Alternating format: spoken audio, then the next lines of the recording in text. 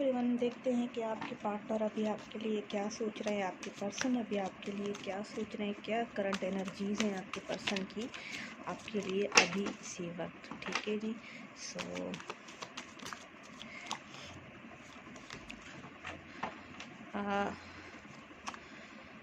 Equally give and take करना चाह रहे हैं आपके साथ।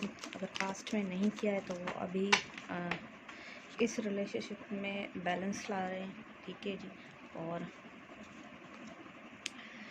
बर्डन फील कर रहे हैं। हो सकता है कि उन्होंने आपके साथ पास्ट में अच्छा नहीं किया, उसको लेकर वो बर्डन फील कर रहे हैं और आपके पास आना चाह रहे हैं, आपको लव ऑफर करना चाह रहे हैं। उन्हें रियलाइजेशन हो गई है कि आपके साथ जो उनका कनेक्शन है वो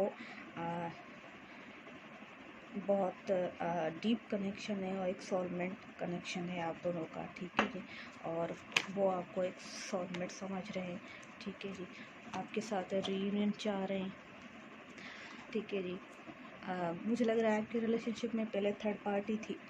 आपके पर्सन उस थर्ड पार्टी से निकल रहे हैं। ठीक है जी। क्योंकि वो अब थर्ड पार्टी से बर्डन फील कर रहे हैं और आपके पास आना चाह रहे हैं, क्योंकि उन्हें रियलाइजेशन हो गई है कि उनका जो रिलेशन आपके साथ है वो बहुत अच्छा अंडरस्टैंडिंग था, इक्वली गिव एंड टेक था आपके रिलेशनशिप में। ठीक है जी। उन्होंने आपको हर्ट किया। ठीक है जी। उन्होंने आपको इग्नोर किया थर्ड पार्टी की वजह से। अब वो आपके पास आना चाह रहे हैं, रीयूनियन करना चाह रहे हैं आपके साथ, आपको मैनिफेस्ट कर रहे हैं। ठीक है जी। आपको लेकर मैनिफेस्ट कर रहे हैं। आपको वो चाह रहे हैं कि सब कुछ पहले जैसा ठीक हो जाए। Thank you very much.